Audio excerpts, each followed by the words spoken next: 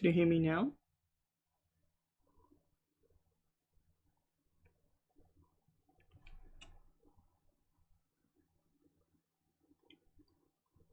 Yes. Oh, okay. So the issue was with the sound port.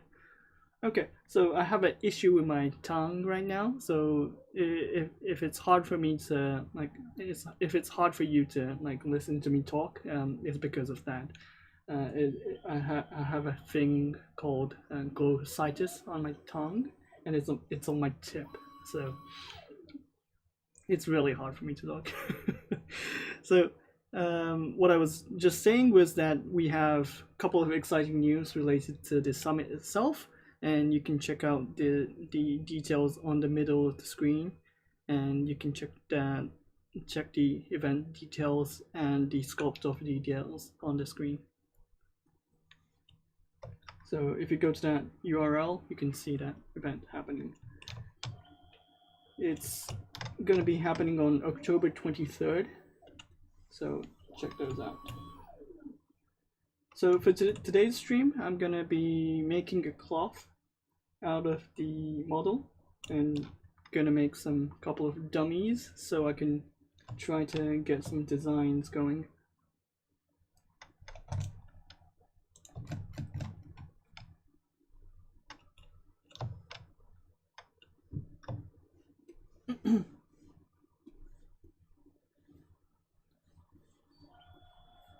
I'm currently thinking of like maid kind of like dress.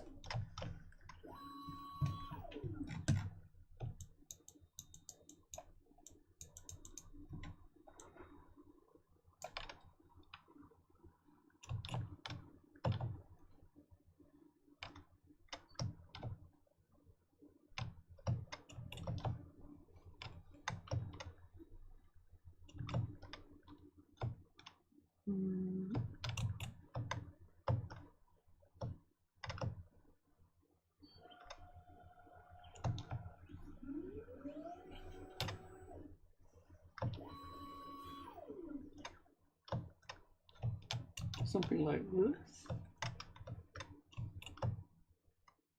Yeah.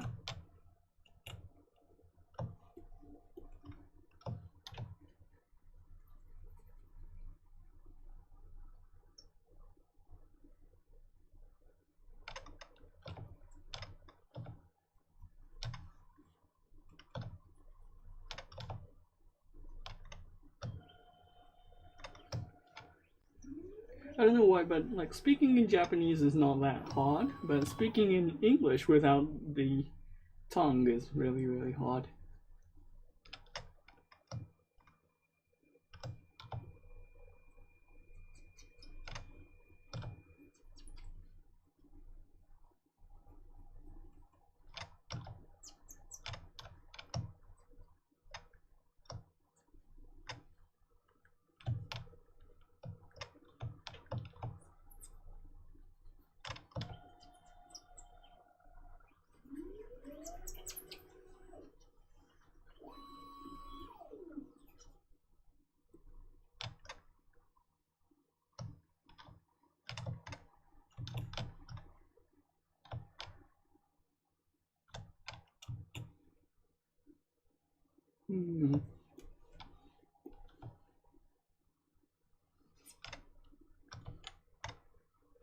Maybe this part could be eliminated. Maybe a frill around this area would be nice.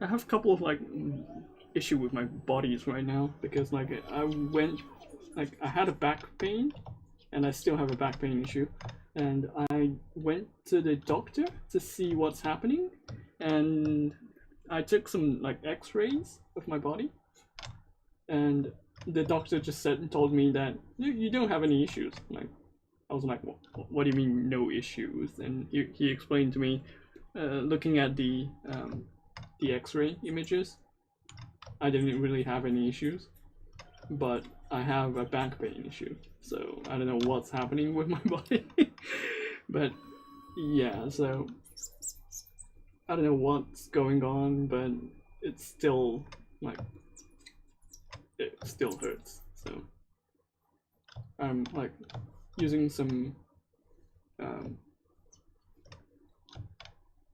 I don't know what you call them in English, but you have these kind of like patches you put on the body, so you have less pain over it. And the doctor gave me that, but it didn't really solve the issue. Like, I still have the back pains. So if you're wondering why I haven't made any like sculpts recently on my like personal channel, that's the reason why. I can't really sit long enough to like sculpt.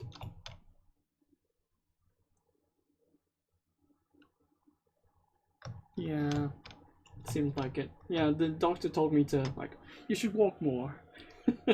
with this back pain. Like, I'm like, what?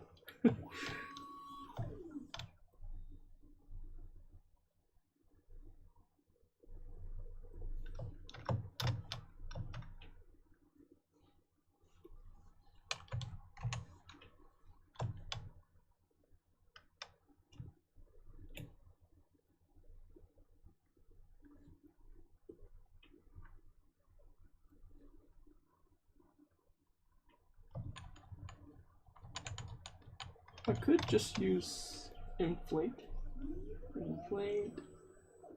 get the basic shapes, and reduce the complexity of the geometry.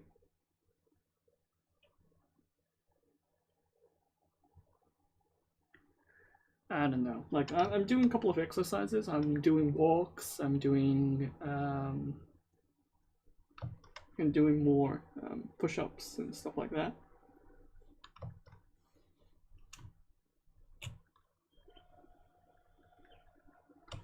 I guess it's muscle related, at least.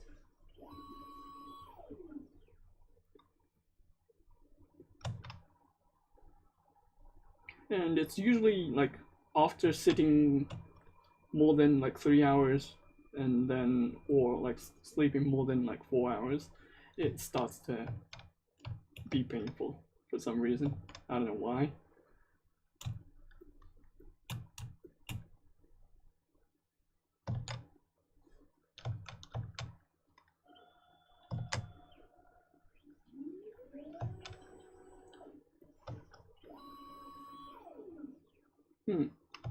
So when I you can see a couple of issues with my mesh, and this is happening because I applied mask like this, but the issue is that the mask didn't really need to be there. So what you can do with this kind of like issues, you can just use polygroup to get the auto polygroups to like select the areas automatically with a different polygroup, and then just isolate it and then delete the mesh like this.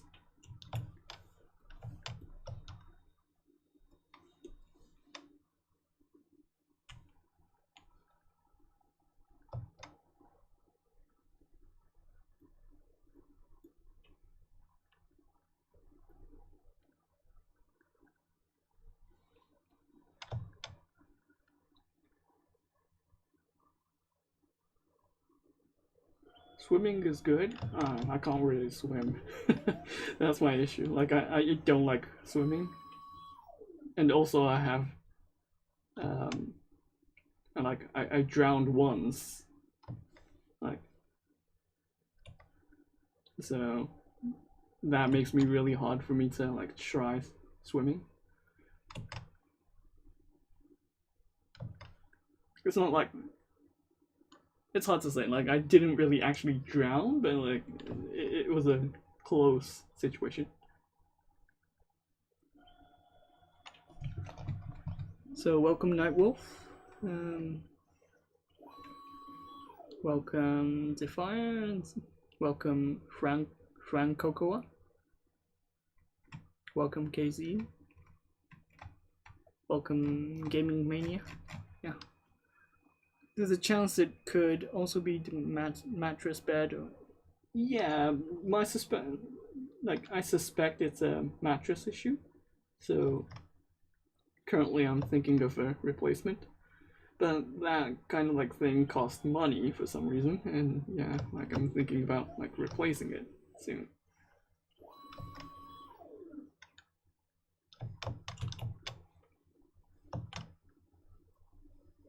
Okay, let's just like think about the other part of the designs right now. I think I'd prefer to have a skirt, so I'm gonna make a skirt right now.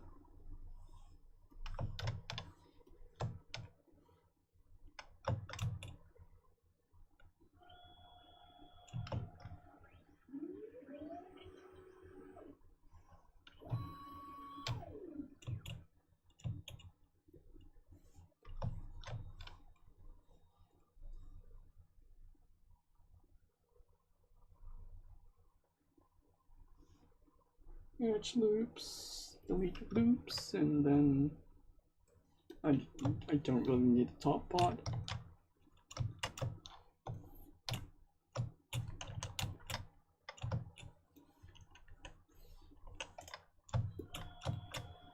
Just need this, delete hidden, and mask the top part. Adjust the size.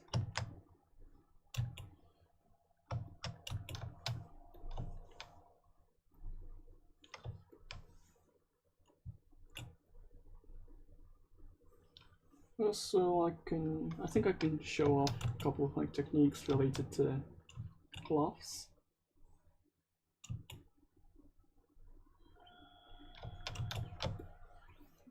You can mask the top part.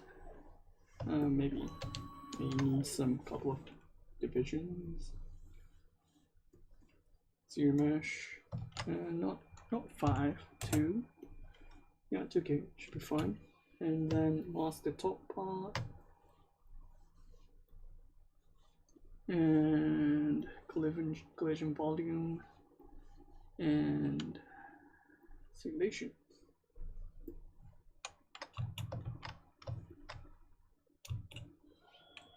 May need to adjust the simulation values a bit. Firmness. Fine.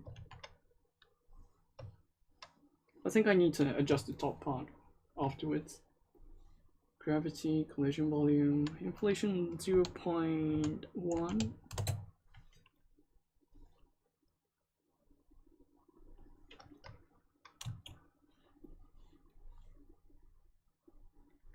Yep. And then tweak the top part.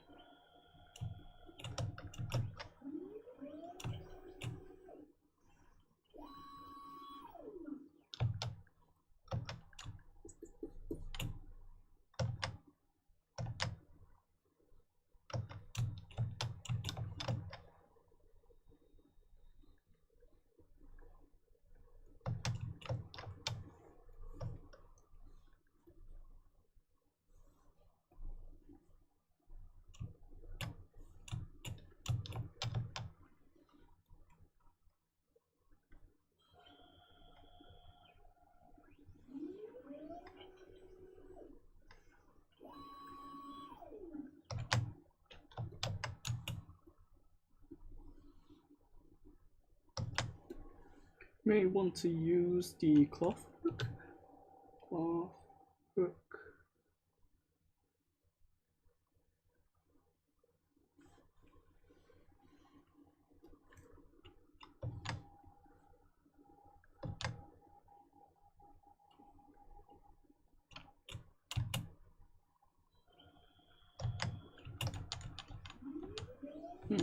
maybe I want to shrink it a bit.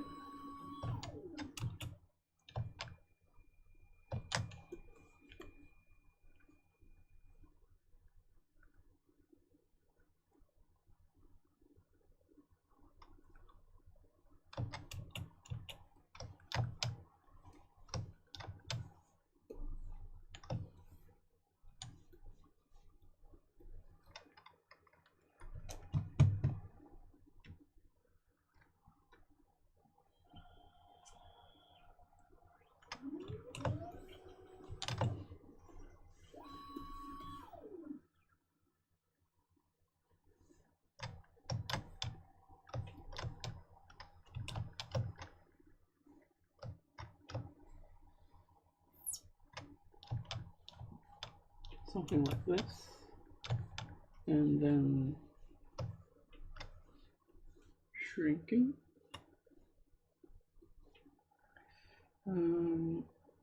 Contract.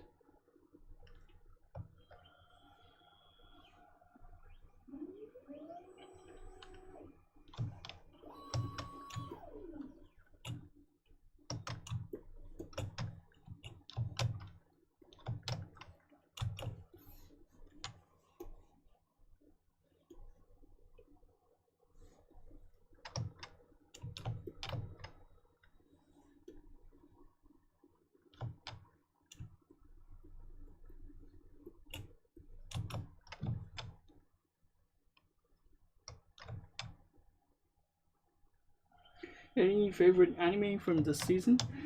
Honestly, I didn't really have time to watch anime for some reason. I should watch a couple of animes, but yeah.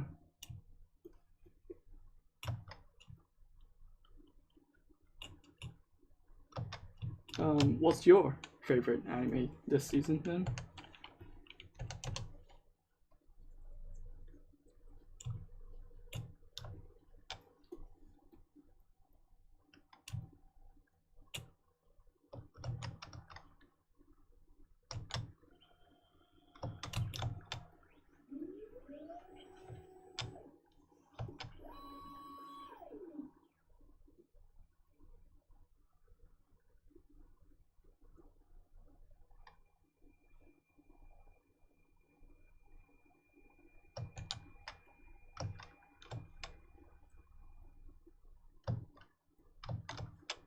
Gozaimasu.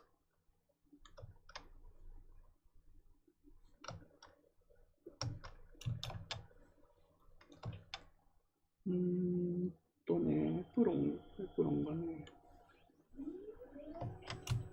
ちょっと可愛くできると思う。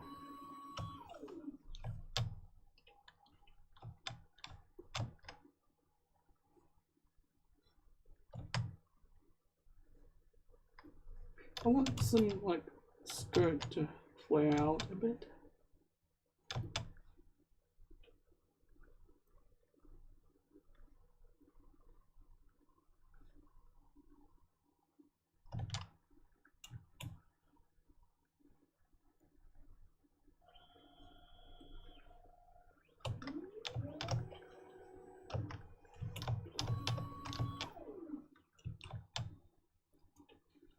I was thinking about black, kind of like dark color cloth, but I'm not really sure if it's good with white or good with black. So I'm gonna like do the details first, or sculpt the shapes first, and then I'll think about the what kind of like designs should work.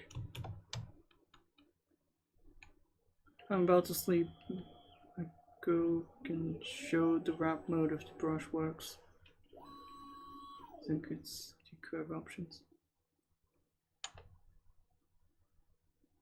Wrap mode of the brush?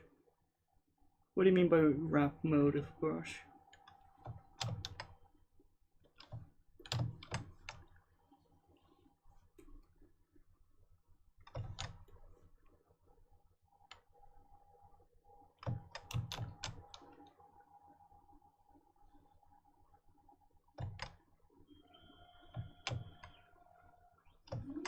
I guess you mean by the picker settings?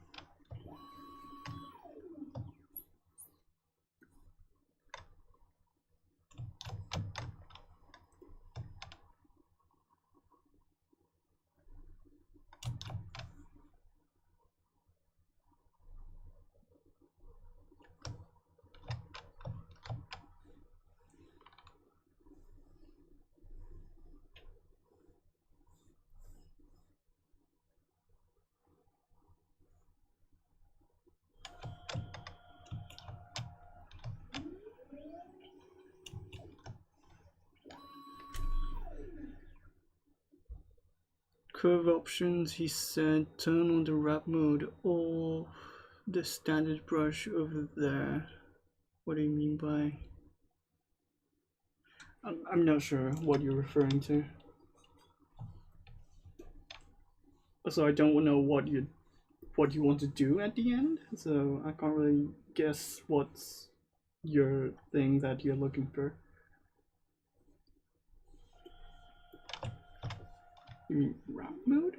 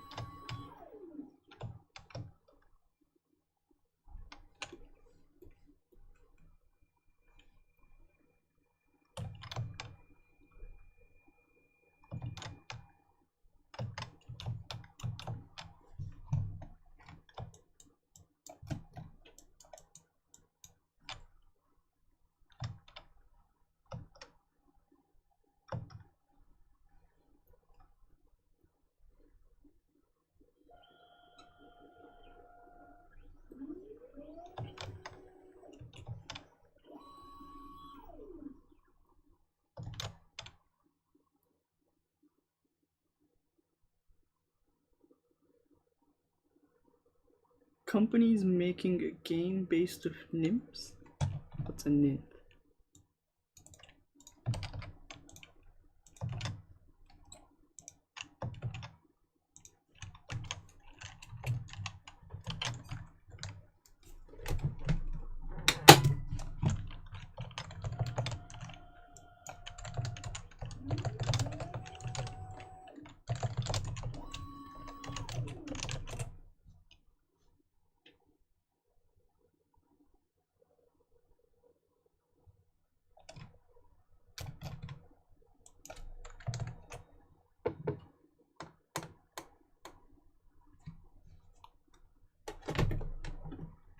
I don't know what you're talking about. Sorry, like I can't really help you. Like, I'm not sure what game you're talking about. Hi Pizza.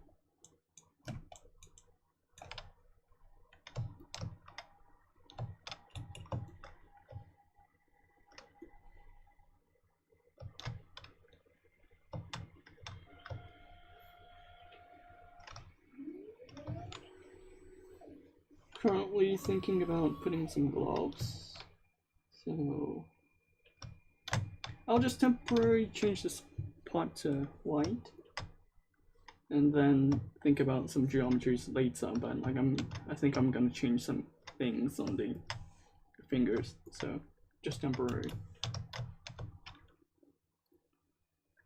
Is that a 3D printer in the background sound? Yes, that's a Form 2 printer, which is over there. I recently did a model, like splitting the models up into pieces, like 46 pieces, so I'm using that data to print that out. I think I took a photo. No, I took a screenshot of the model. Let me see. Yeah, something like this.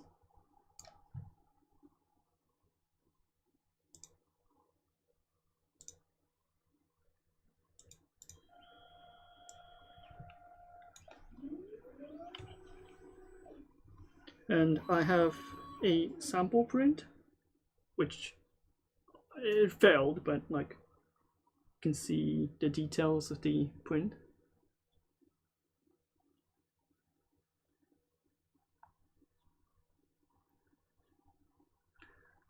Yeah, it's for garage goods. So Wonder Festival is coming up on September, so I need to get ready for that, and I'm like preparing some couple of prints to get ready for the event. So currently I'm busy splitting the models and then being sure to get like done by the deadline. And this failed because we had a couple of like rashes on the side. So I'm not sure you can see, but there's a couple of like small bumps on the surface. I'm allergic to the resin itself if it's liquid, but if it's solid, I can touch it. But like, I'm not gonna like sand it down, or I'm not gonna touch the liquid as is. So I'm not allergic to this if it's a solid, but if it's like having dust, if it's having a liquid state, or if I'm like cleaning up the process, I'm being careful with it.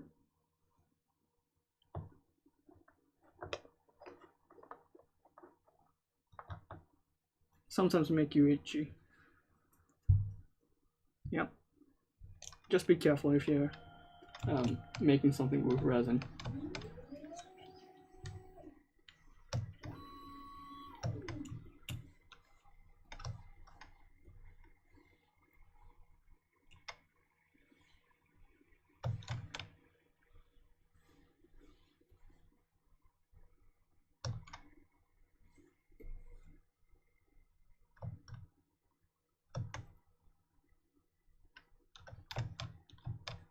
I should split the model so when I'm like sculpting along, I want to hide this part of the mesh.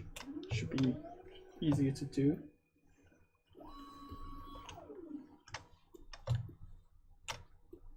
So for example, if I rotate the model like this, and then if I want to check the back of the model,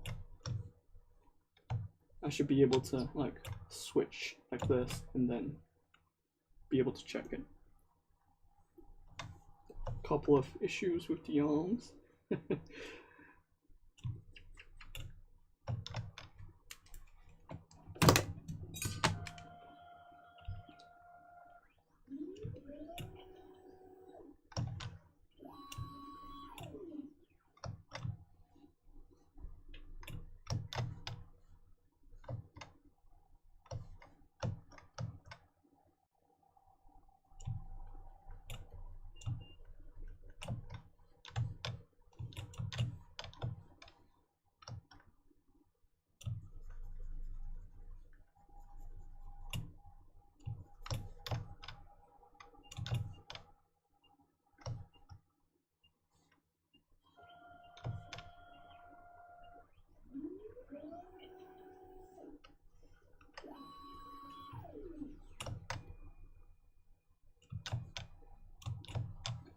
Also, I'm gonna put some dummies.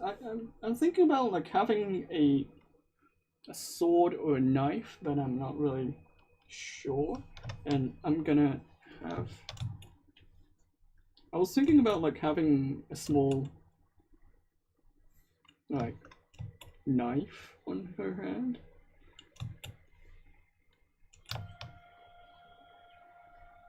So this is just a dummy, so I can see how it looks, and then need to think about this next week, I guess.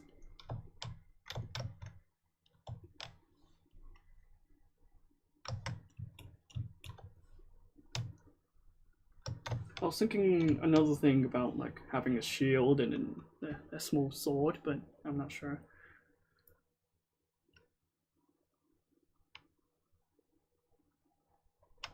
Keying model is not really fun. It's always boring to like watch, so, and it's really technical. I'm not really the person to actually talk about like splitting things, I guess. So you have a couple of videos covering those topics. I would recommend watching those instead of me talking about it.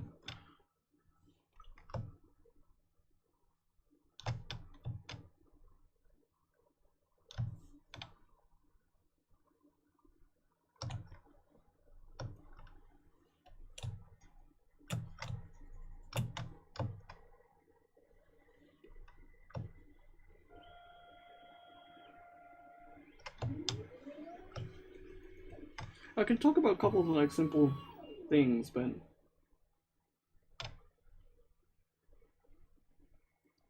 I don't want to get like I don't want to talk things and then get it wrong. So that's my concern.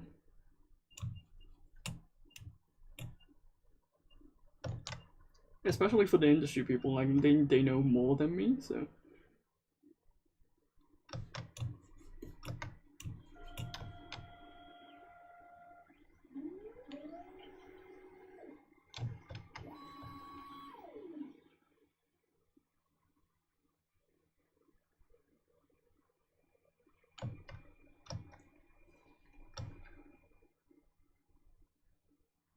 I don't know. Nightbot seems to be having issues with the commands. I'll need to send that to Kyle.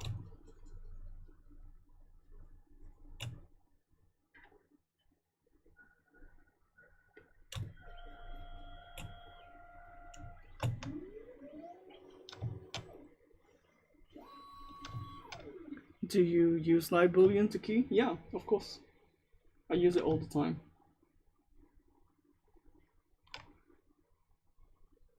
Live booleans are pretty much essential in my workflow, so especially for keying. Like, it was a pain to like do the keying before we added live booleans,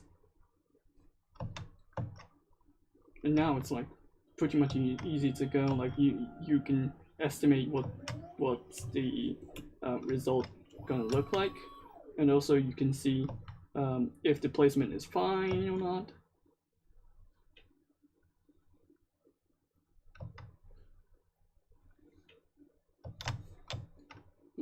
The hands are looking really weird. Like I don't wanna have hands looking like this.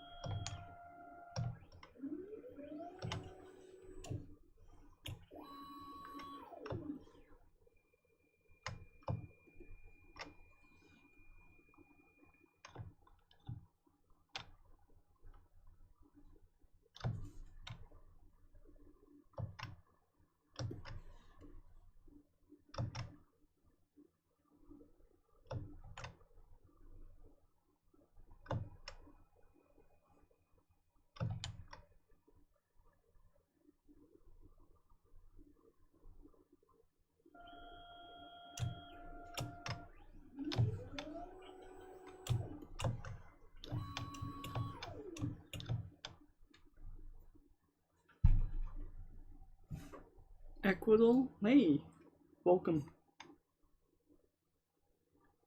How do you set up the finger snap fast? You switch to move, press Control, and then drag, like this.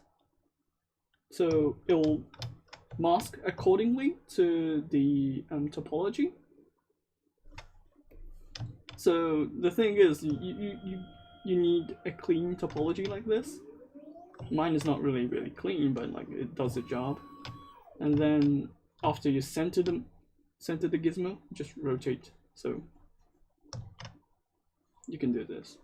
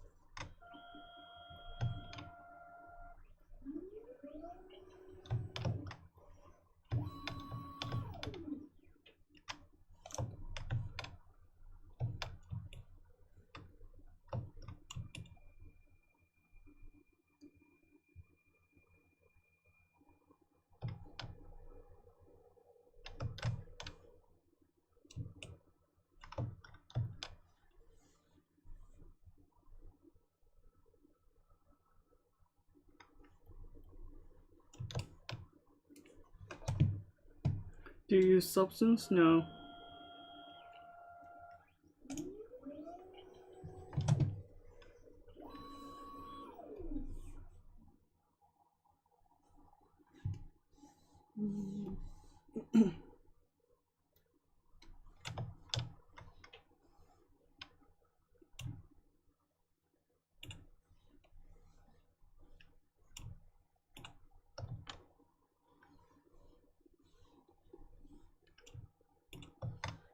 Does it not snap today?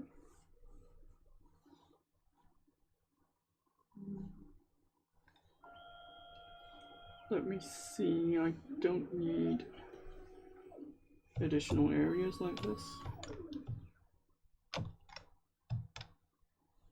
I just need one. I just need one. Oh. Oh, no.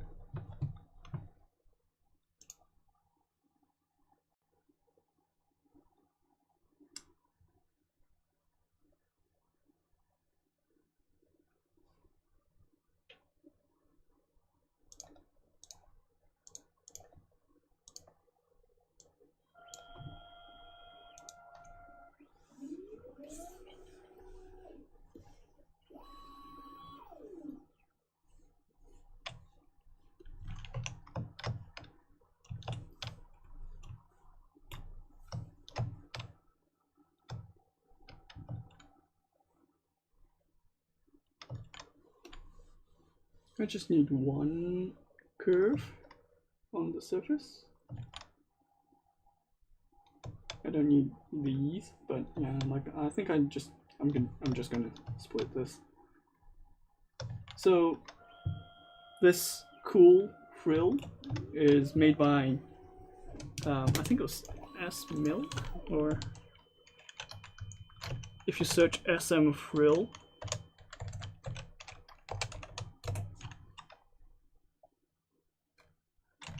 On ZBrush Central.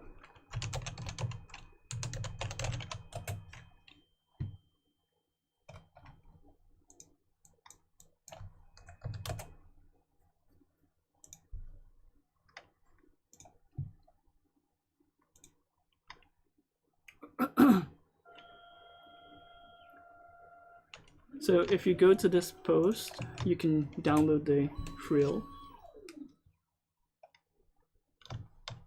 So you can just insert the frills like this and then adjust it if you don't like the details or if you don't like the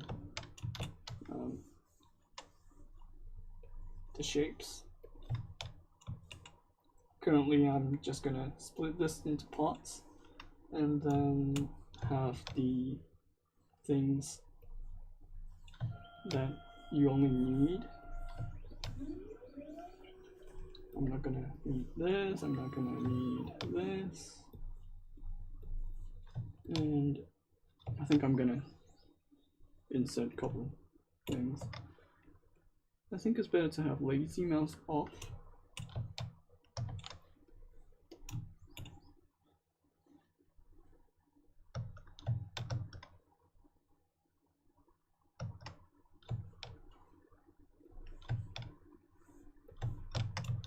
And get something like this. Yes. So by default, the setting has some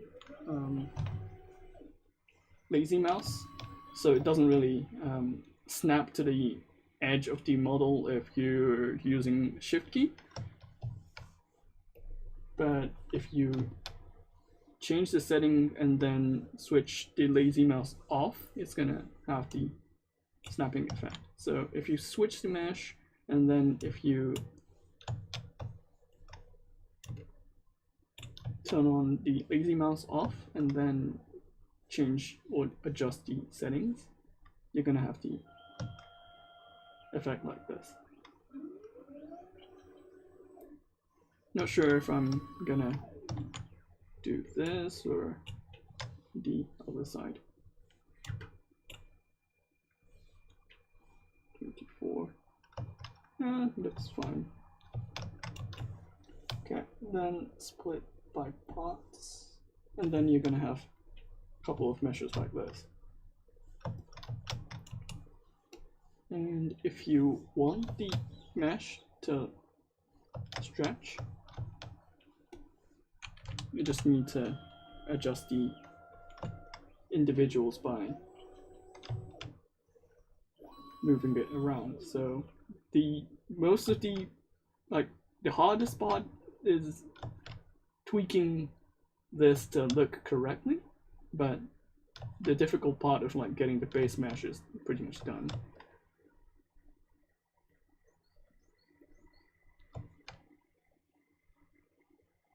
How do you put frills along edges? So you drag the curve and then press Shift while going across the curve.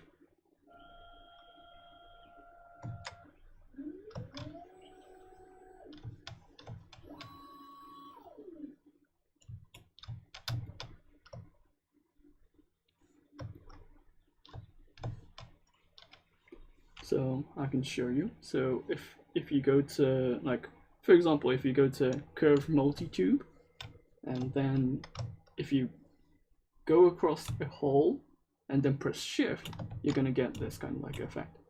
And you can change the size by clicking on it, by changing the draw size. And then if the stroke has lazy mouse on, you're not gonna have the effect. So just make sure you have the lazy mouse off.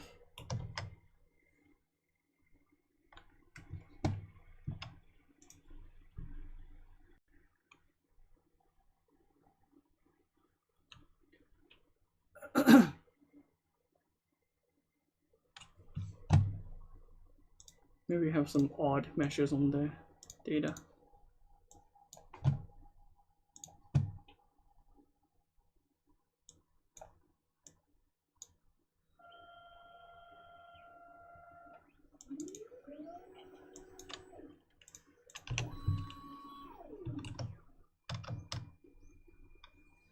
I usually don't trust recovery data, but sometimes you need to use them.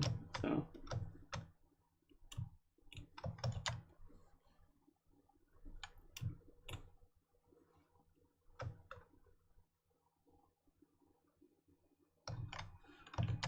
I don't like the density of the curve, so I'm gonna change the curve resolution to a bit more lower resolution.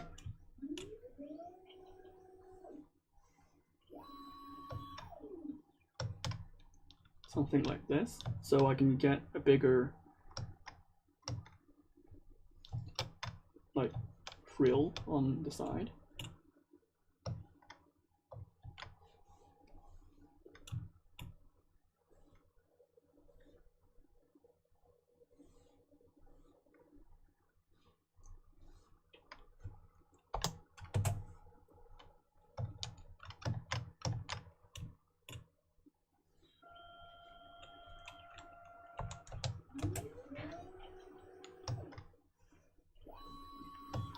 something like this.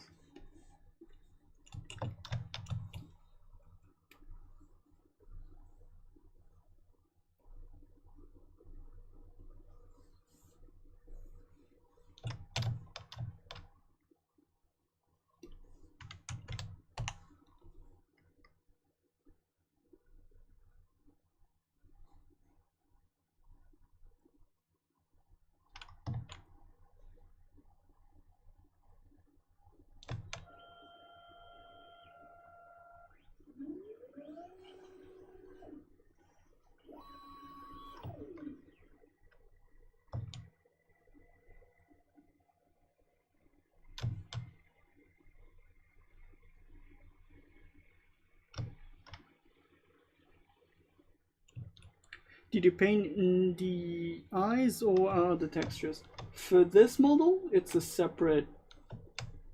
Oh no, it's not a separate. Let me see. Oh, it is a separate model. Okay, so for this one, it's separate. I usually separate the meshes because for me, it's easier for me to like upscale the resolution if I want more paints, but without like changing the entire face resolution, right? So sometimes I use the actual like face to do the painting, but for me, usually it's not my main workflow. So I usually just separate the eyes and the eyebrows for this one. So I can adjust the resolution without affecting the face. Any tips on how to unwrap a good UV in ZBrush for the heads? Well, polygroup it first and then get a decent like polygroup and then do the unwrapping.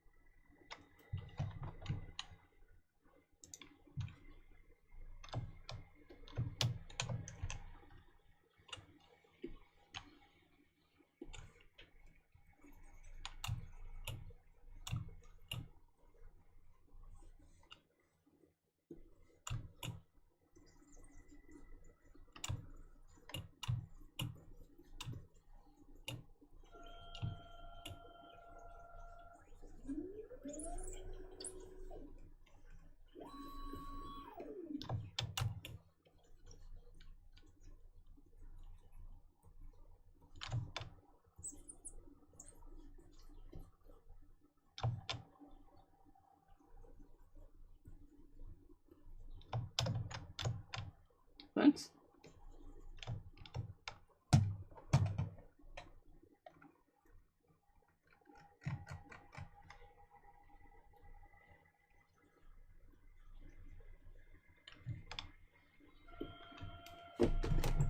Let me just check the Kyle related to the Nightbot's commands.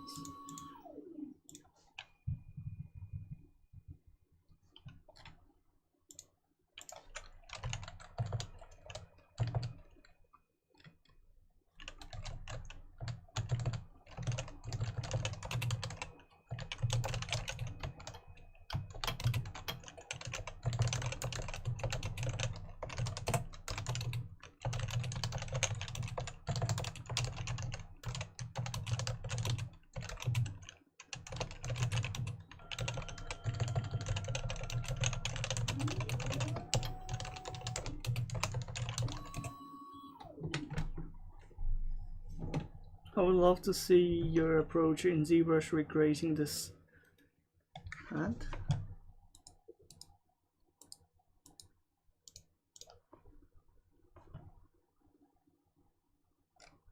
Shadow hats? Do you want the actual like knitting on the surface to be there, or you just need a shape of the mesh? Because usually I would just get the shape done and then apply the micro mesh or micro polys to be on the surface, so it has that knitting effect, but not really one by one knitting. Like you can't do that. Like it's really hard to do that. So get the basic shape and then put some micro polys on top of it. That's what I would do. Yeah.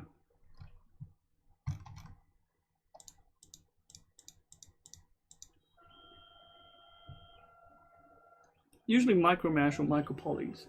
Micro mesh is an older technique, and usually I would recommend micro polys.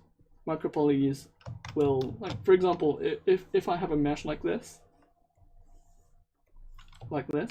and micro polys, what it does is you go to micro polys. What you do is go to dynamic subdivisions, and then without adding any subdivisions, go to micro poly on, and then you can select the mesh.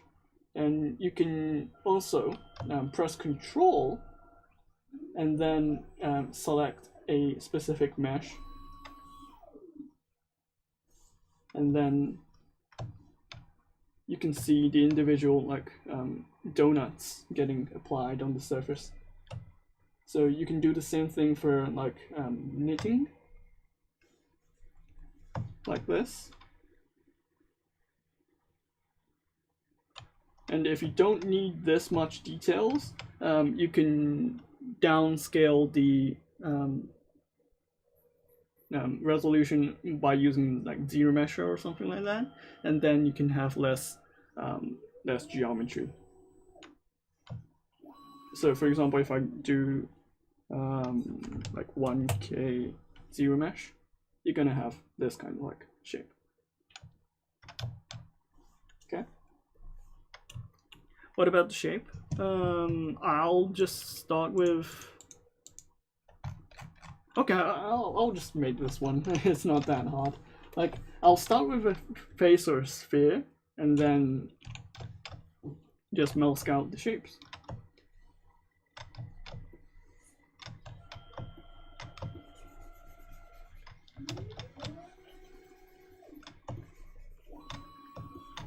And then after my mask out the shapes, like I can just go to the subtool, extract, get the extract without the thickness, and then you're gonna have this kind of like shape. Okay. And then go to like snake hook, adjust the shapes.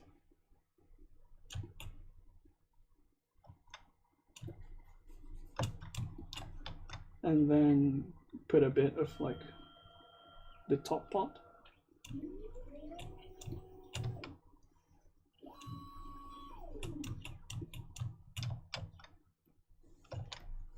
And then try to retopologize it. Like for example, let's just make a simple face like this one. And then if I ZBrush it with, I don't know, 1K should be fine. And then if I apply dynamic subdivisions, micropolys, and then if I go to, let's see, knit, it's gonna have this kind of like shape. And if I don't like the how it's applied or how it's looking, I can align the mesh, and then I can adjust the scales, rotate it, change the patterns as well.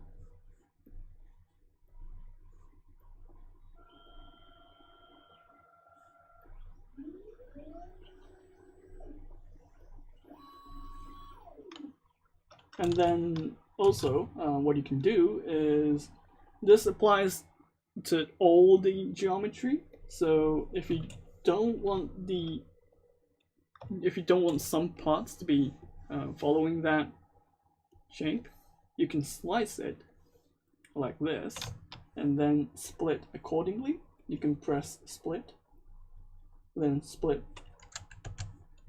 groups, and then it's going to have this 3 subtle separate, right? And then you can apply zero measure like this, and then you can have individuals. Like you can maybe 1K is like too dense, 0.2.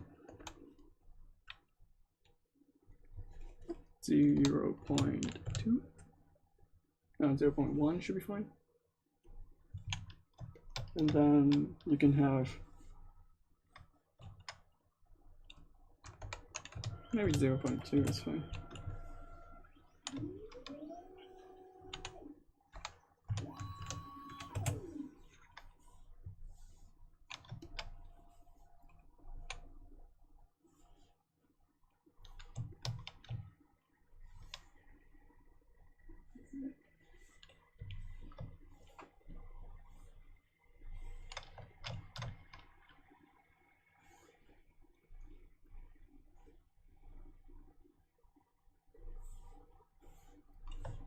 So you can have this kind of like 3-part effect, right?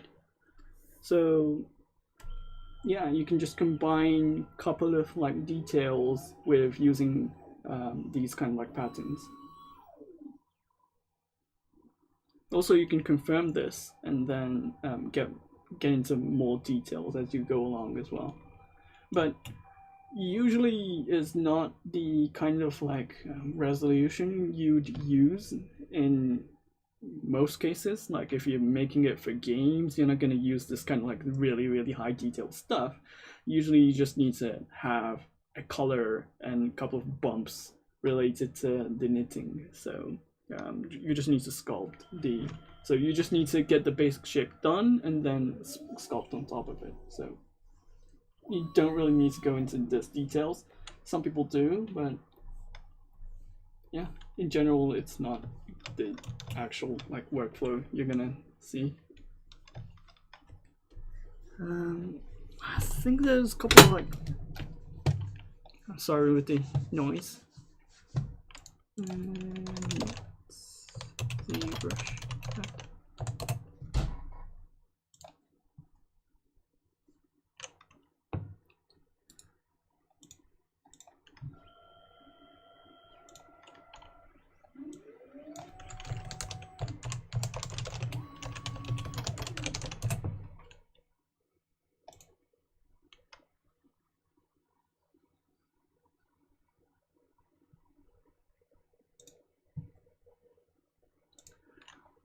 This is the old method, and you can use this.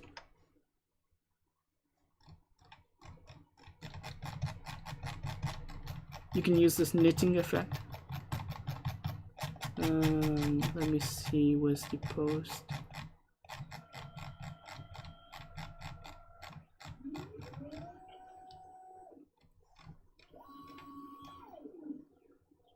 Yeah, I can speak in Japanese, and I also speak in English, so this week it's English streams, but next week it's going to be Japanese streams, so I do both. So if you're wondering why I'm talking in English, that's the reason why.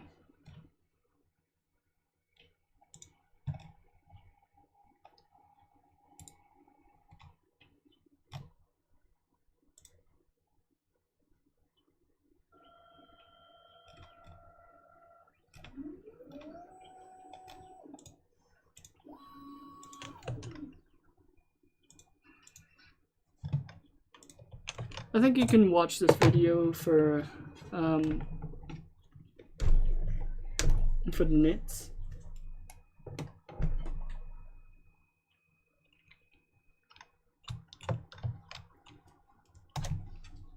That's an old method where you use the micro meshes and then get the effect. essentially the same thing. Also, there was a ZBrush Central post related to that technique, but I can't really locate that right now on the stream. Yeah, sorry.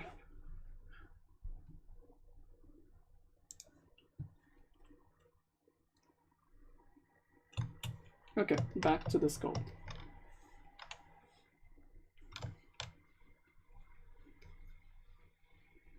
Currently, I'm thinking about kind of like patterns would be suitable for this cloth.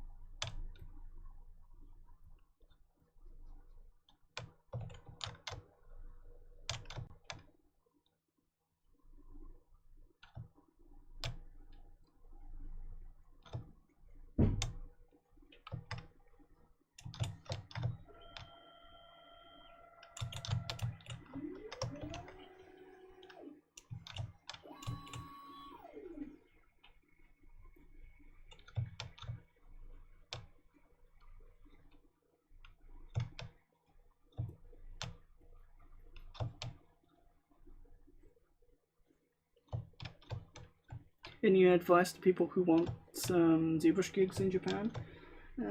I don't really have a tip or advice related to Japanese like work situations or recruitment, to be honest. Like, seeking work in Japan is really hard for a foreigner because you gotta find a company who will be fine with you talking only in English or in your like native language, and usually only big companies would be able to do that. So your requirements of the skills to be able to be hireable will be a bit more higher than usual. So if you're like seeking a work in Japan, like expect that like entry like barrier for an entry to be a bit more higher than the average like US companies or those other countries entry levels. Yeah, I really don't want to say that, but because it's gonna be nerve-wracking and like it's gonna be like, it sounds really harsh, right? But like most of the companies doesn't have a person who can speak English, so for the hairs I just used IMM curves. Like I can show you. I have my original hairs, but usually it's just a cube. Like it's just divided up cubes and then converted into IMM curves. And then if you go to picker and depth, and then change the closest, and then like drawing it like this.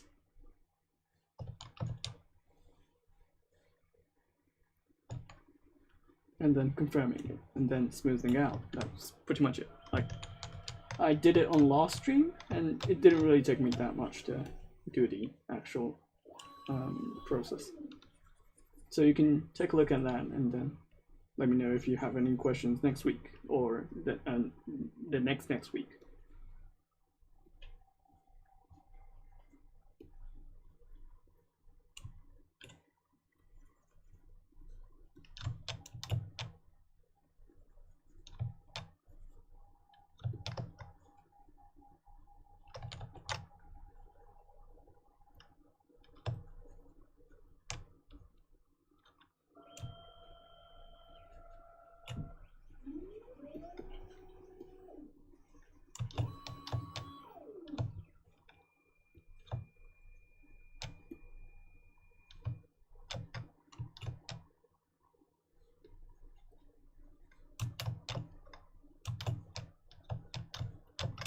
So on this sculpt, you can see that the skirt and the aprons are not really like looking natural, because for me, I know a couple of reasons, and for me, it's lacking movement.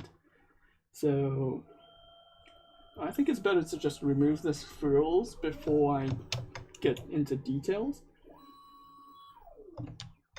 Get the actual like shapes done.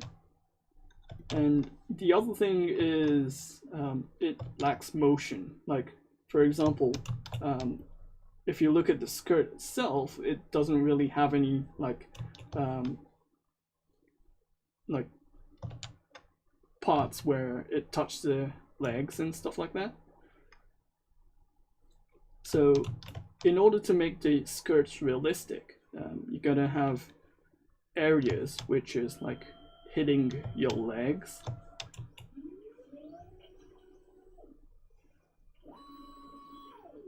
And like having a couple of like motions on the surface. Like if it doesn't have that, like it's gonna be looking odd. So for example, another thing, if the aprons hit the body, it deflects, so it like lifts off the surface like this, because it's light and you have more interaction with the body.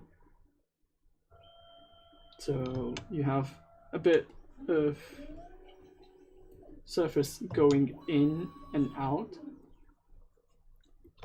like lifting. Some parts are more sticking to the surface, and those kind of like interactions. So if you don't have that on the model, or if you don't have that on the mesh, it's gonna look odd. So that's the reason why it's currently looking very odd.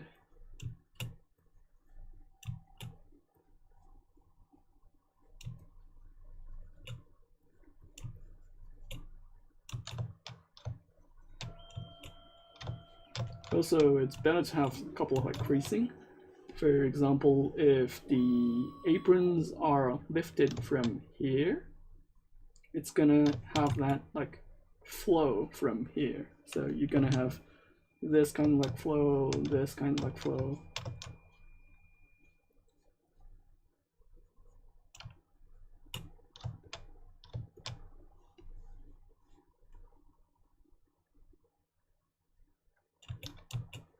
And that's the reason why it looks very odd.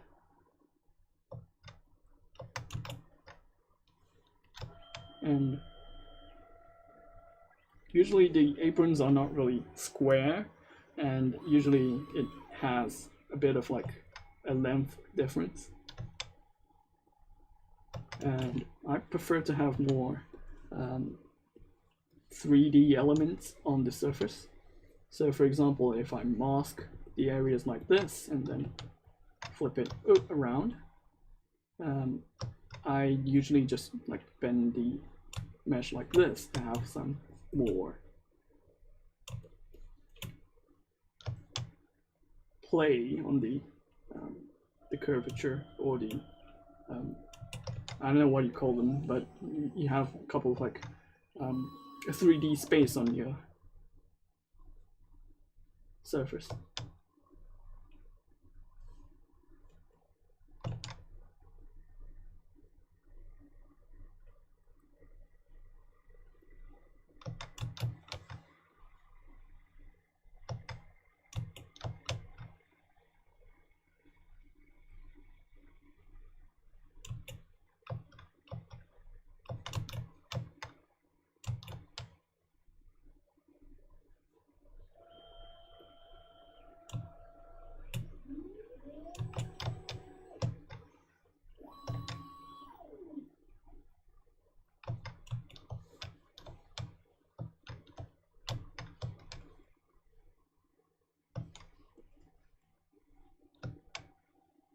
Is this an original design, or you have a reference? I do have a couple of references, but this is my original design. I'm coming up with the designs on the fly, so I'm currently thinking about like what kind of the knife or what kind of like dress she's gonna wear and stuff like that. So I'm looking at a couple of references as I go along, and I would search them before the stream, but all the design process is just happening right now. I don't really have a like end design right now. Like, I have a couple of like general ideas what I want to make, but that's pretty much it.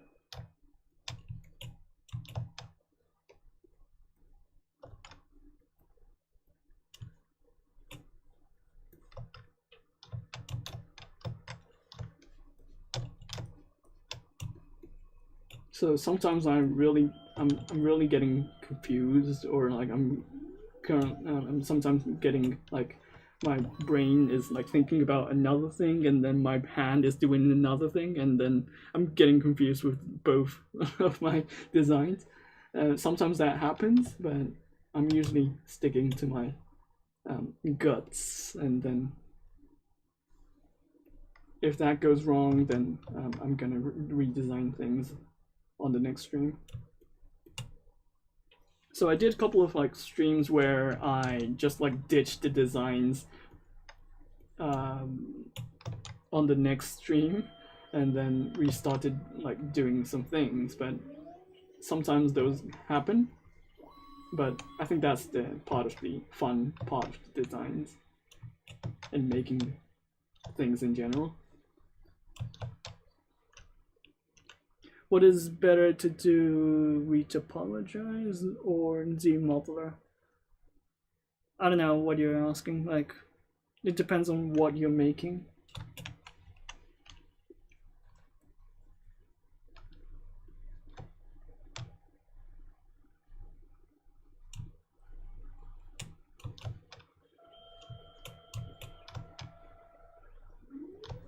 So if you're starting to do some like hard surface, then you can start from demodeler.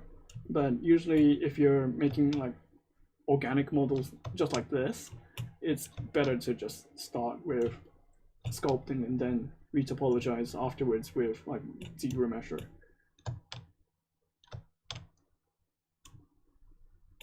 Yeah, like it's sometimes a pain to redo your stuff, but just accept those as a process and then just have fun with it.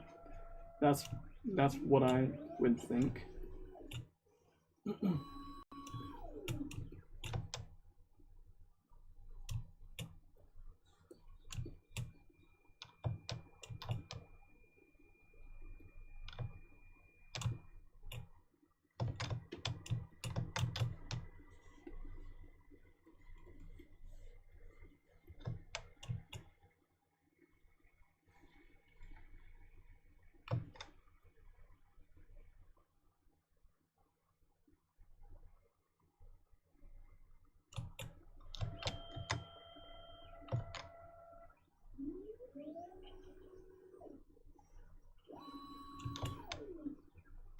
So I think it's better to just have a longer skirt.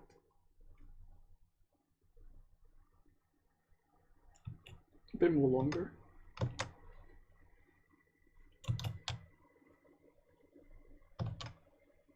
Maybe not too long.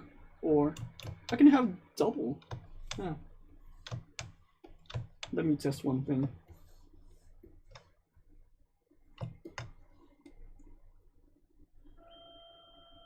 Yeah, I think having double works. So what I did is just duplicating the subtools and then masking the bottom part of the mesh and then pulling it with snake hook.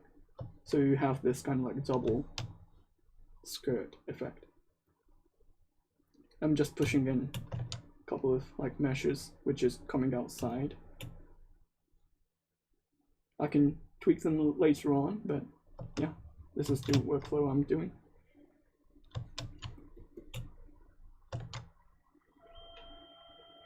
And then it can have a different kind of like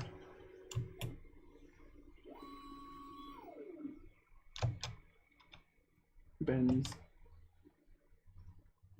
and folds.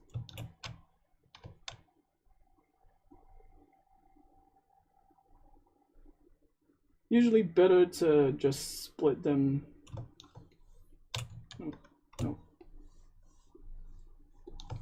Just split them like this, and then just keep the bottom portion.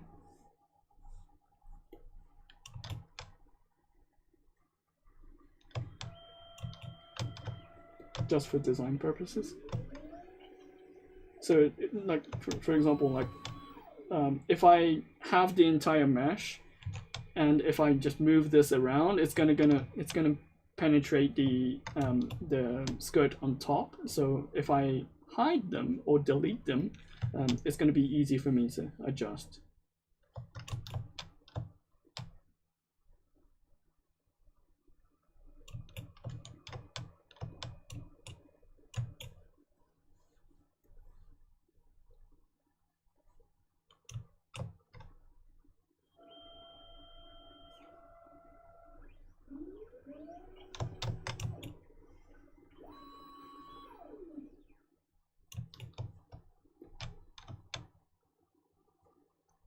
Do you have a general base mesh for all your sculpts?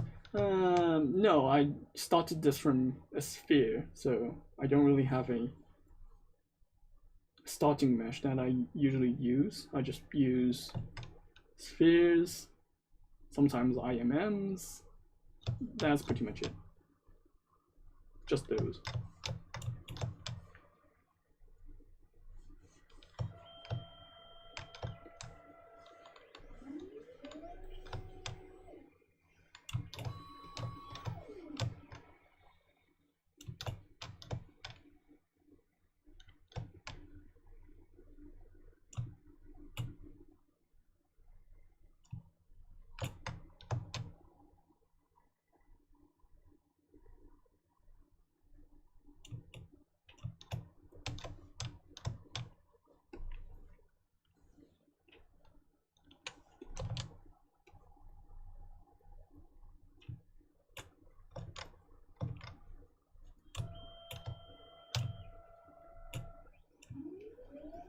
I have 40 minutes to go, I guess.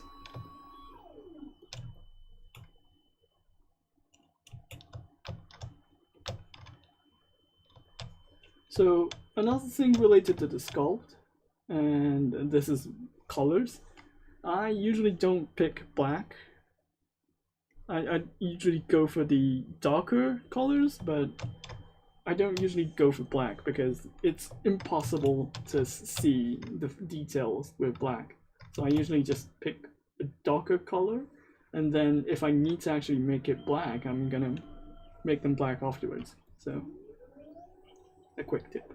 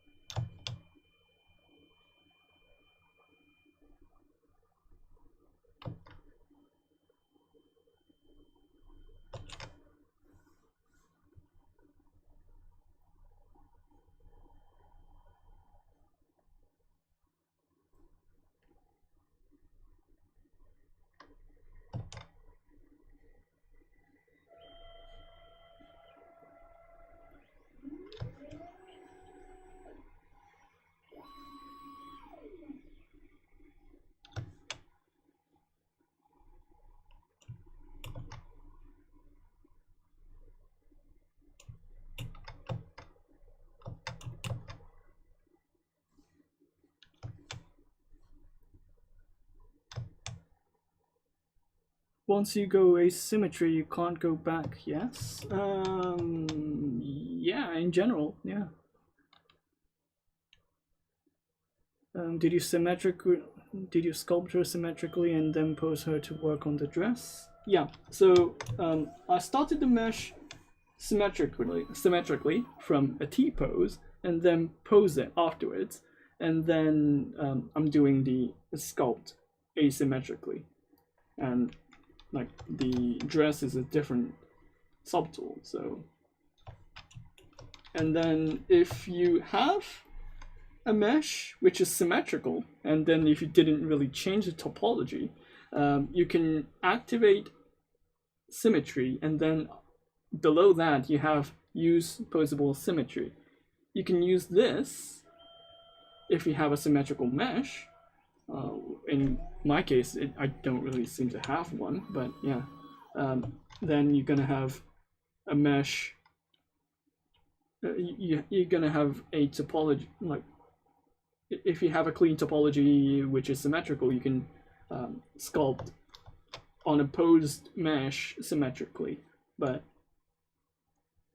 sometimes your like posing may not be 100% accurate, or your sculpt is not going to be 100% accurate. So I have issue talking today.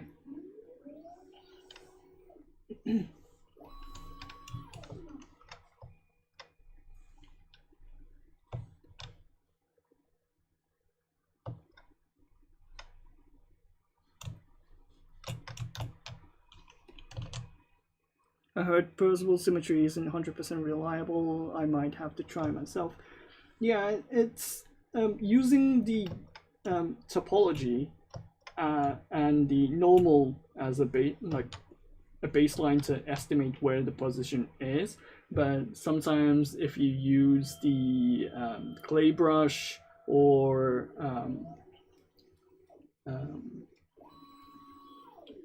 trim dynamics, it's not going to be 100% like symmetrical. So in some cases it's not going to work. So just be careful where you use them.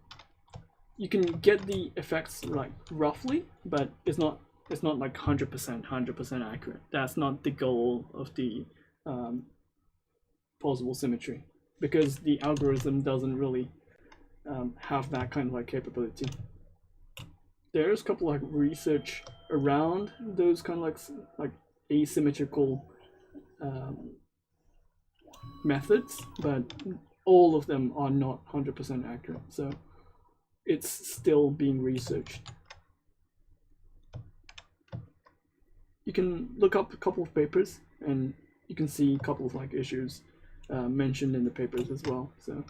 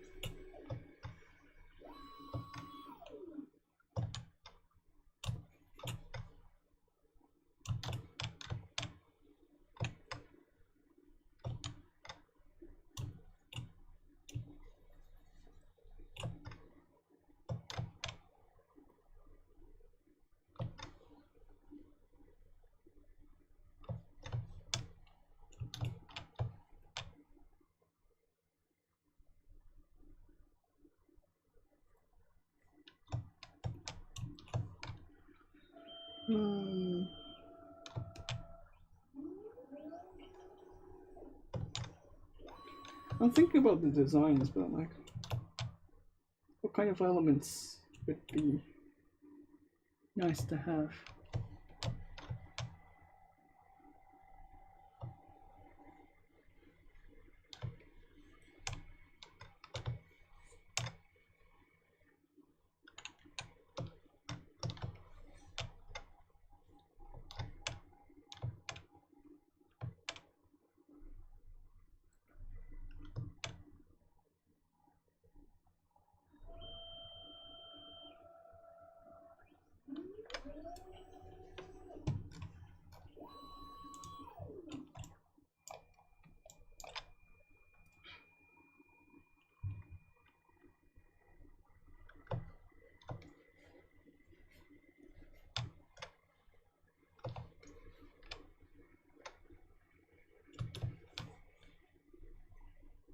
Extract, set, float.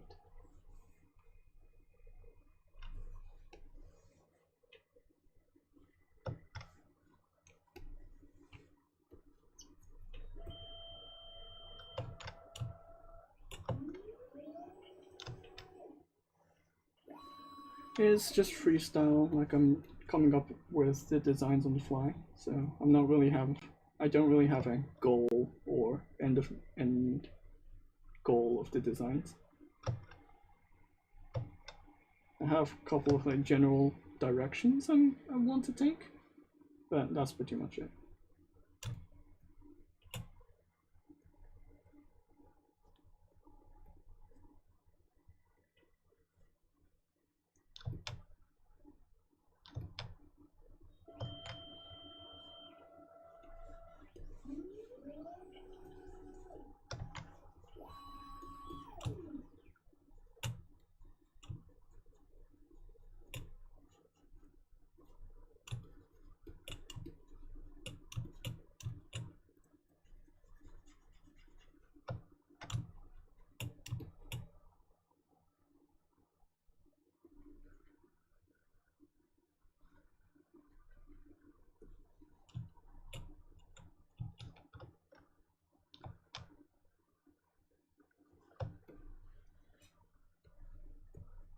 Yeah, freestyle is pretty fun, and I think it's the best part of ZBrush. Like, in other like modeling applications or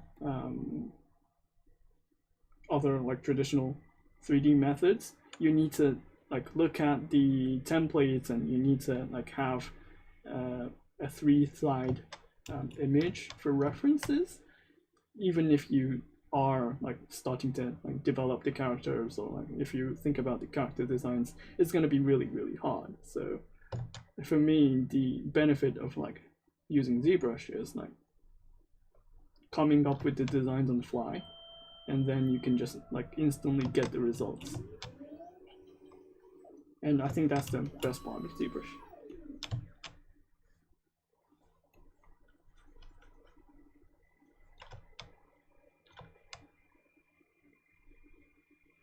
Yeah, like for example, like if you work on 3ds Max, you can get the idea of like if you have the designs already, and then working around that design works. But it's like working on a like CAD design. Like you have the like rough designs already, but with like sculpting, the best part is that you don't like, I don't have any ideas what I'm going to sculpt, but I can do them, and then you can like design during your sculpt, and that's what I love about ZBrush. Like, you can come up with some crazy designs on the fly, and then you don't need a template, or you don't need a designer like suggesting what kind of like designs you should go for. You can do that, you can totally do that, but you can just have fun with the design process. which I love so much.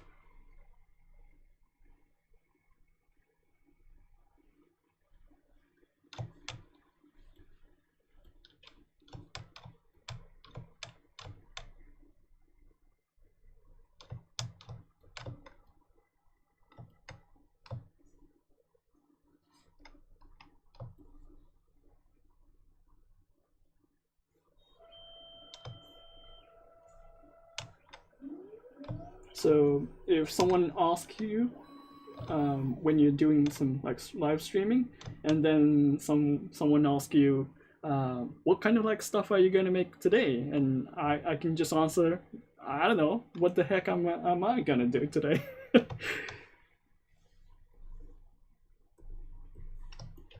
But yeah, you can just have fun. So that's my point of like using ZBrush. It's really, really fun.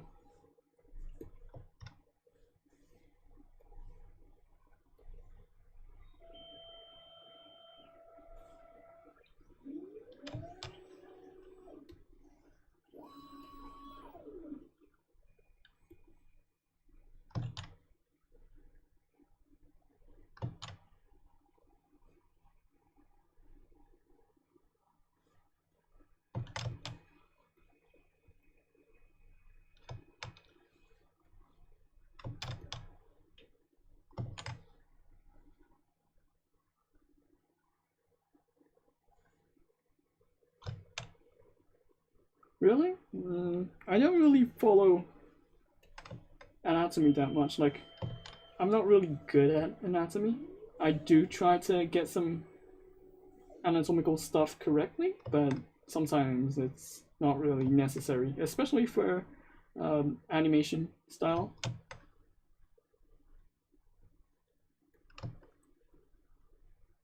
But yeah, it's better to have them. So I usually try to like replicate or like try to study them, but my knowledge is not really good compared to Spicer's anatomy. Like he has a huge dictionary in his brain. I don't, so.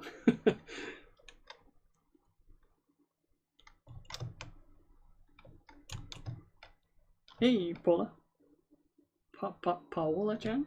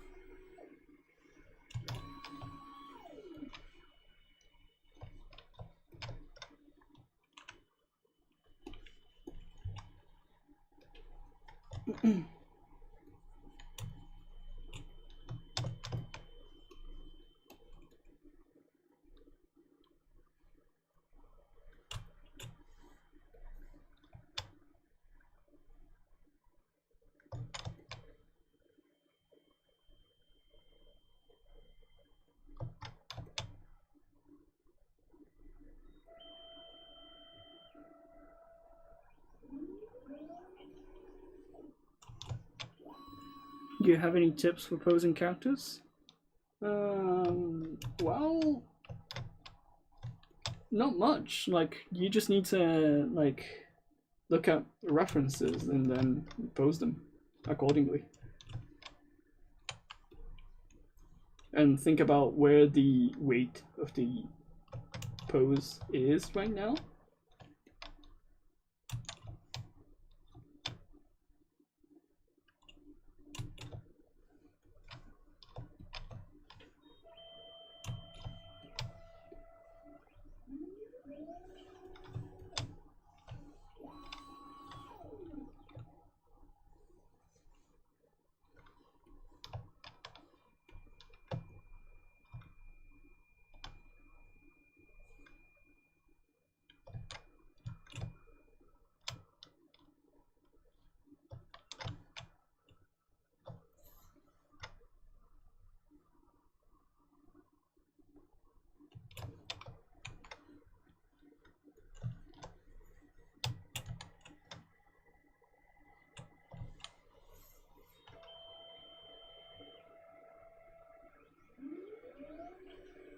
And if you pose them, and then if your like elbows gets like obliterated like this, you can just like go back and then like smooth them and then adjust them later on. So you don't need to worry about like getting your like models stretched or like bending in a weird way. You can adjust that every time. Like you can anytime you want. So if you have that fear, or like if you have that like uncertainty before you do some posing, then you don't need to worry about it. Like you can just pose it and then move on and then sculpt it afterwards.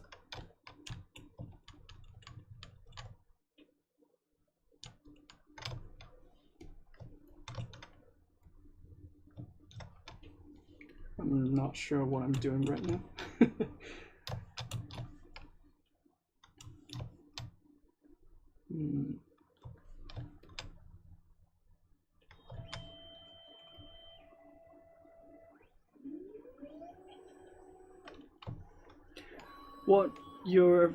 What's your advice for learning anatomy? Just try to replicate them. Usually, Spicer did a good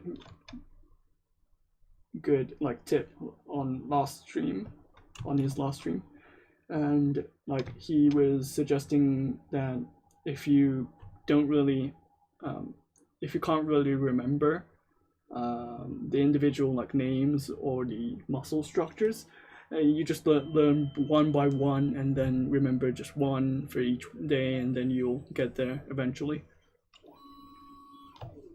And for my tip is like just watch some tutorials and then read some books and then have your book next to you, because I'm having a lot of like references next to me and like looking at them right now as I just sculpt.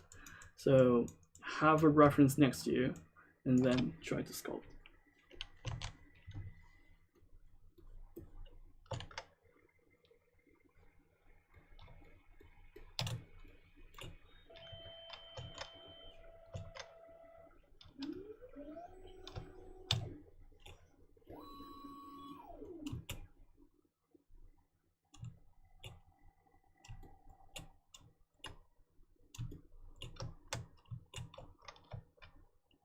Original design? Yeah.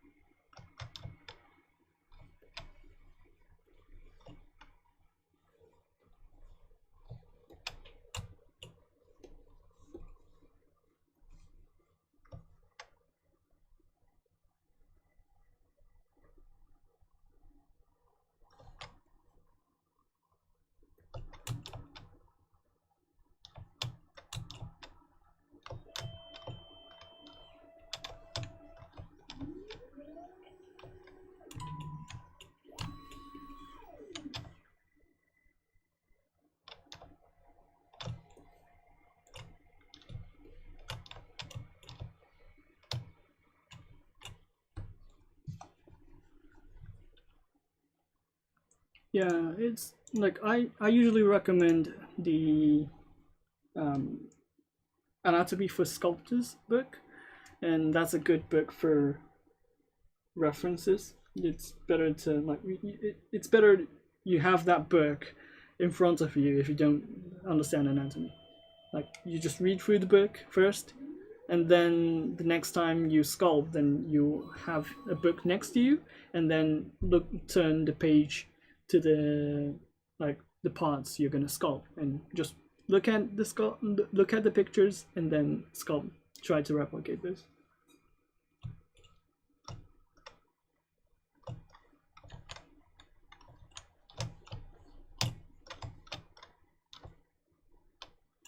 Like, I have several like anatomy books. Like, it didn't really fit for me, but it's better than not having them, if you know what I mean. Like, it's better that you take your time, read them, even if you don't understand them. So take your time. It's gonna take your time.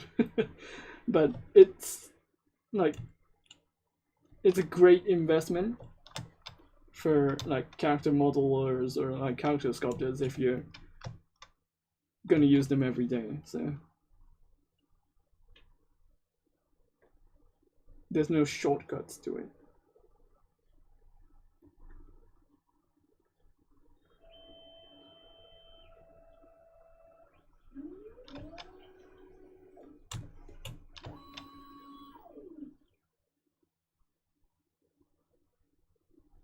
Yeah, like, it's better to have like 3 statues like this. Ooh. Something like this.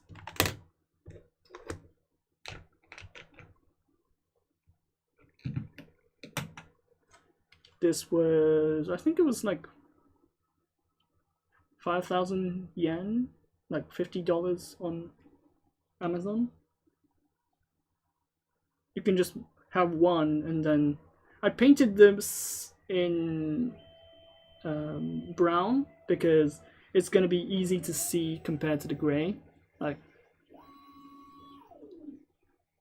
if you look at the body on the right hand side, yeah, it's the 3D total one, but because it's in a like bluish gray style, it's hard to see the actual like creases or the cavity. So I just painted them in brown, so it's easy to see the depths. Yeah, you can just buy Citadel paint and then just use the shadowing to just make it darker.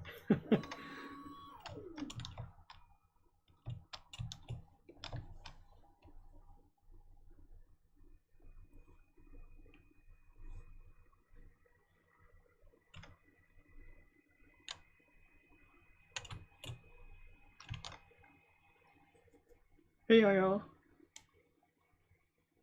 I'm just looking and working this is looking. Hey, thanks.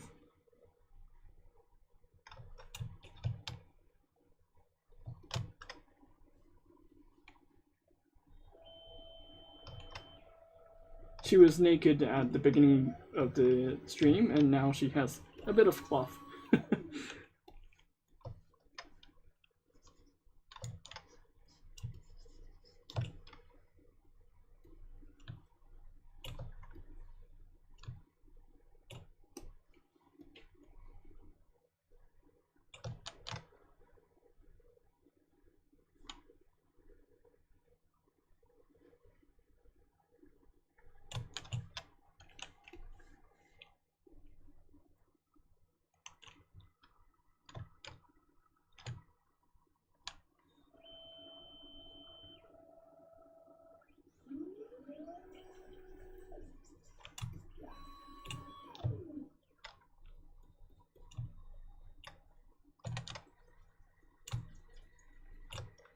I'm kind of like sad that like YouTube is like really hammering down on nudity. But like, for example, if I start this sculpt, it's gonna be always nude, and YouTube algorithm doesn't really like that to have that kind of like nudity. Like, I'm conflicted. Like, I want to show the entire workflow, but if I do that, it's gonna be age restricted, or I'm gonna get my like thumbnails removed, or I'm gonna get my channels demonetized. Sometimes it's really gonna suck.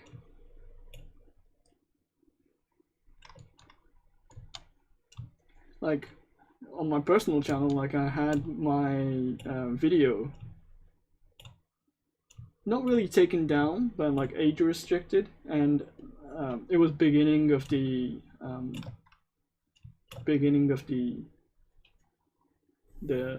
life cycle. Like I posted that video just like a couple of hours ago, and then it got age restricted and it died. Like it didn't really get any views, and it's a real huge issue. Like I get my sculpts like demonetized like every time I do some sculpt, and then it's pretty random. And also if I post a video to it, like if I post a video which is like around 2 hours, it's fine. But if I post a video which is around 10 minutes with the same process, it's gonna be flagged. I don't know why. There's a couple of like weird rules that we can't really see, and for a sculptor that's gonna be not really friendly. And the guideline clearly states that if it's an artwork, it's fine. But if I submit the form of like saying this is an artwork, it's clearly not aiming for nudity at the end, and it's not gonna be nude at the end. But they don't really like that, so it's against their guidelines according to their I think it's a bot, but yeah. But that just means that your work is good, then yeah. Yeah, it's like, oh, my artwork is getting face recognized with my phone and stuff like that.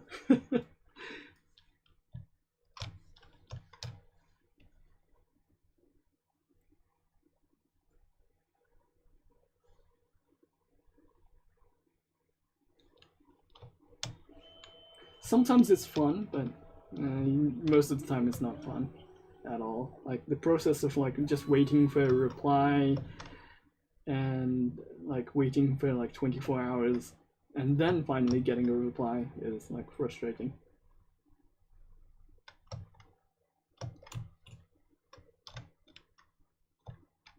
Thanks.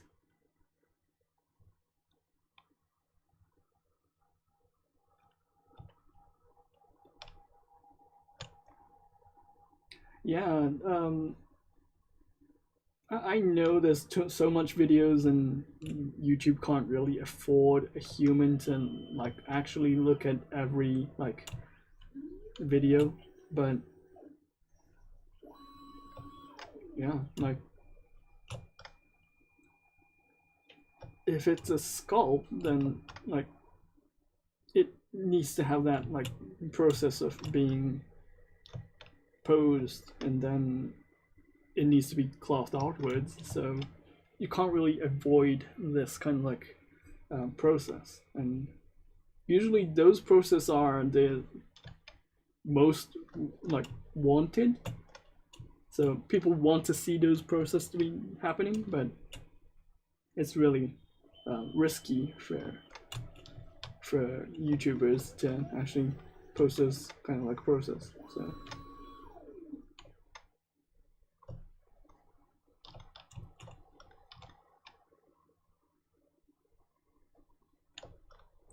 oh yeah, talking about getting the channel deleted, we had Pixologic Japan deleted for no reason, and the claim was oh, you spammed it too much, and we didn't even post anything, or like we didn't post any comments, but it got like picked up by a bot, I guess, and then it got like reported as a spam, and then the channel got deleted once. Like we had to make a new channel, and then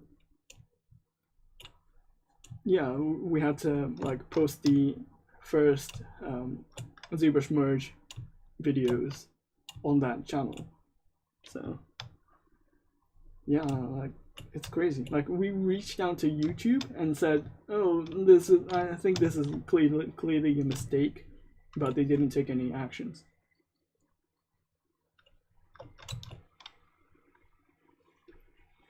And I had one case on my personal channel where I got my thumbnails removed, and I'm fine with like thumbnails getting removed. Like they updated their thumbnail policies for some reason, and then the automatic bots are like detecting the slight nudity as sexual content. And then the thumbnail gets removed. So I'm fine with that. Like I tweak the thumbnails, and then after a couple of hours, the thumbnail gets approved. And then I think it was a couple of months ago where they were tweaking the settings, and it was flagging thumbnails every single time that I changed the thumbnails. So I changed the thumbnail, got approved by YouTube, say it's fine, and then get flagged. And then I claim it again, saying the same text, like this should be approved. And they approve it, and then get flagged again. So like, like I had that one thumbnail like reported or like flagged getting like not approved and getting deleted every single time. And like I was spending the whole day just like replying to them, hey, like something wrong with your system, and then they don't really reply. So they it's crazy sometimes, but yeah, I can't really blame them. The amount of videos they have to deal with every day and every single second is not really humanly possible to deal with. So they have to rely on algorithms. But the way the systems getting like used is sometimes unreliable. So I'm fine with the first process being automated, but the second process needs to be humanly checked. But sometimes you have a couple of cases where it's obviously not humanly checked. So, yeah.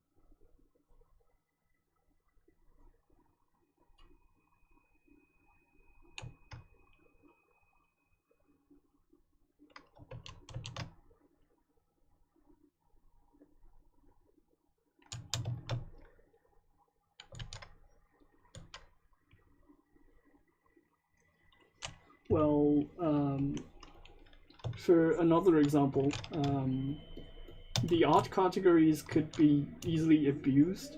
So I'm kind of like on the fence about like making the art category easy to be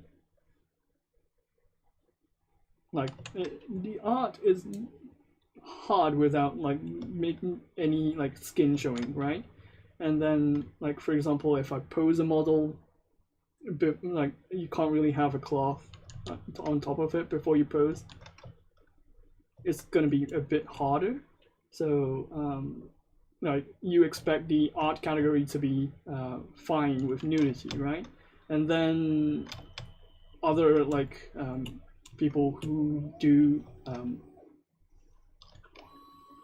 more shady stuff, I guess, using the art category to like avoid those accusations, will try to do those kind of like stuff. Like for example, like body painting. I saw Twitch having an issue with body paints, and they can't really restrict them because they had the art categories accepting those as fine, and there was a couple of famous streamers doing those kind of like shady stuff, and yeah,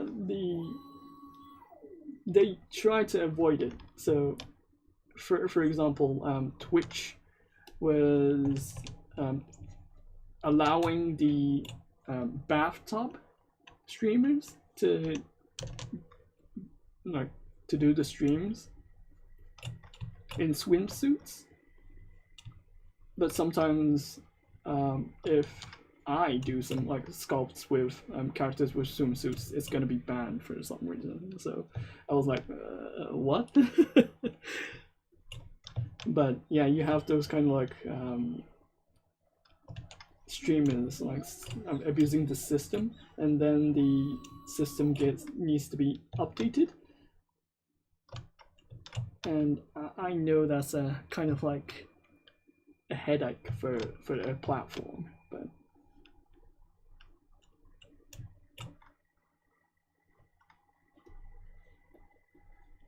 and I find it really funny that they call it metagame. So the when the hot tub thing was really getting attention, they called the hot tub thing as a meta. So meta means the main way of getting the, like for example, they use meta for games, or like for example like esports. They use the word meta to like describe what's trending, essentially, or what's strong in that era or in that patch. So yeah, they use that word meta to explain what kind of like stuff is like abused.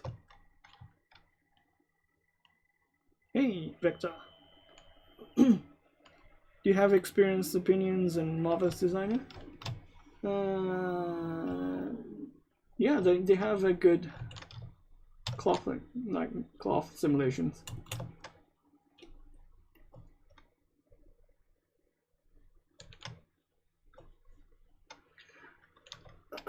I used to use them personally, but I tend to just like do some sculpting manually recently. So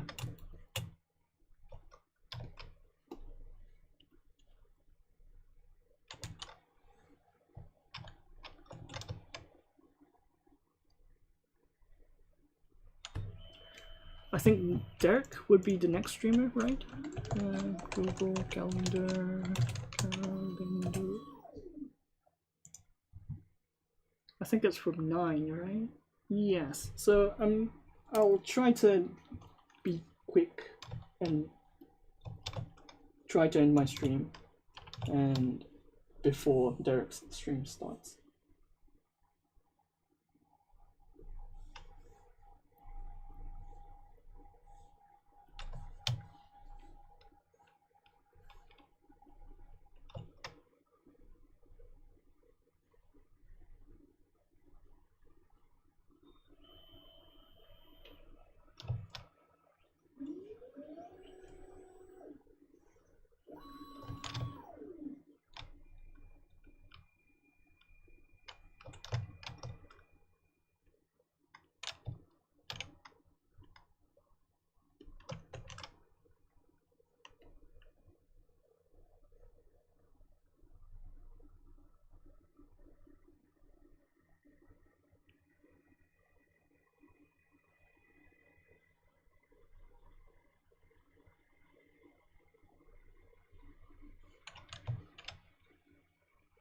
Midnight Blue. This is my sculpt, so I can do whatever I want. So if you do your sculpt, then you can choose whatever color you want. So if you have opinions with colors, then do that instead of like commenting it against me.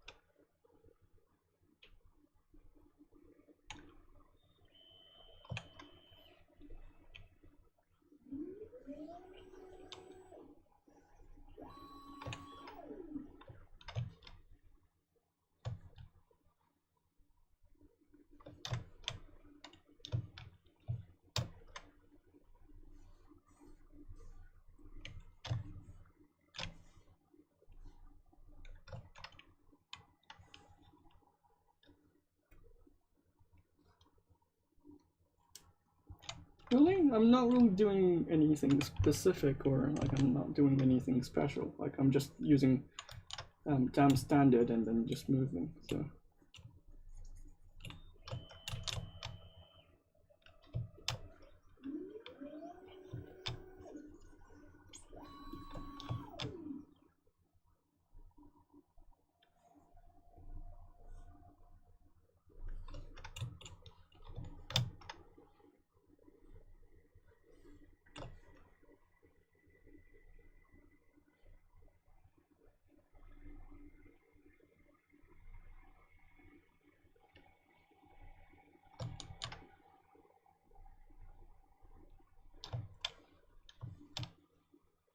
does she have a name? No, not right at this moment.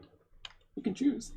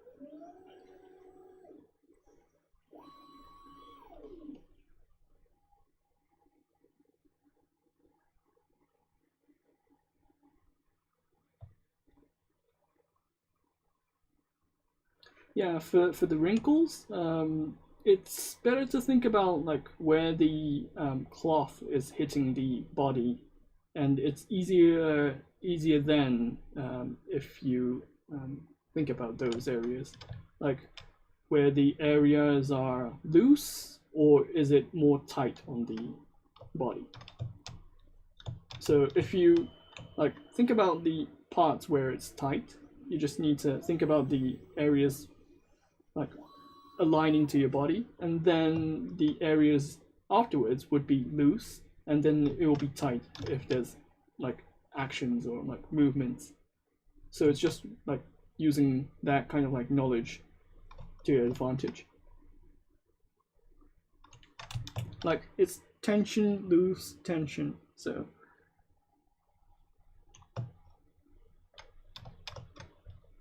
I think Thomas Wittelsbach was talking about these kind of like cloth deformations, or like cloth like changes in the tensions in his stream. I think it was like two to 3 weeks ago. You can check his stream as well. Also, you can send your sculpt to get your sculpt critiqued as well. So try that if you have a chance.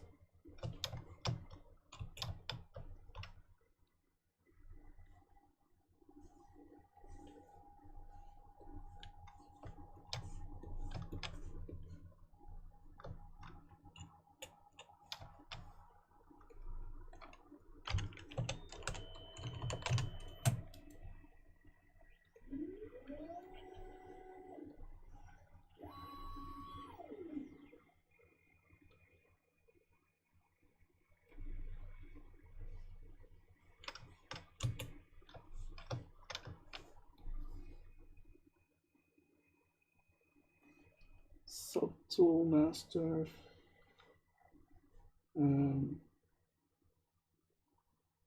I don't need to merge them. Append is new. Oh, I just need to mirror them. I don't really need subdivisions at this moment.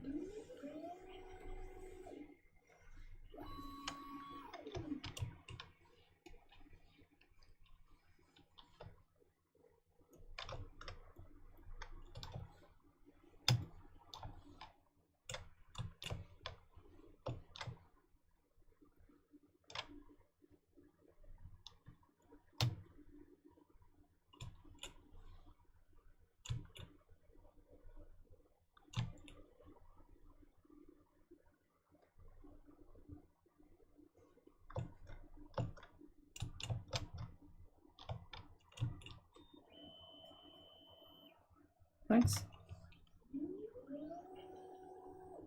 Who is critiquing Sculpt? Thomas Wittelsbach.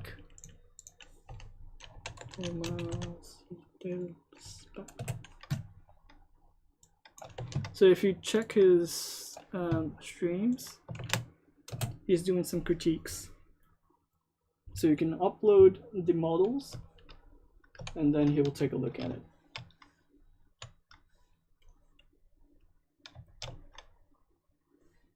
Also, you have other streamers, for example, Spicer is doing some critique sessions as well.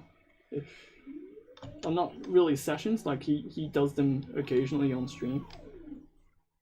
So you can reach out to him and ask him as well.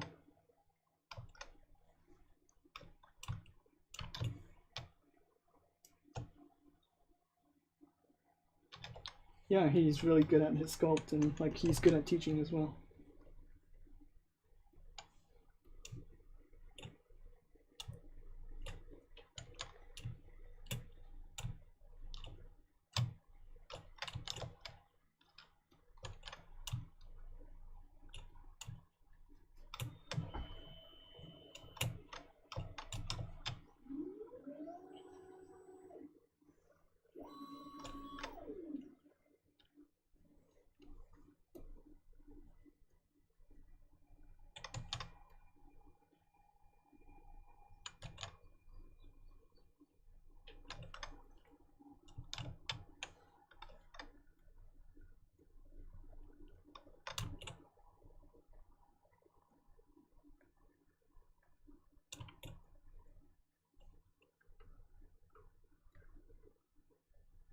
Okay, I need to end my sculpt today.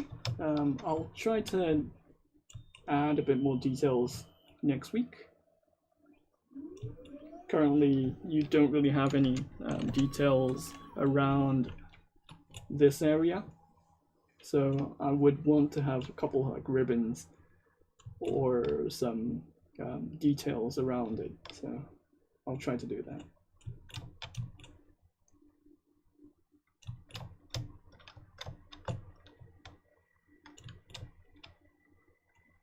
Okay, so see you next week.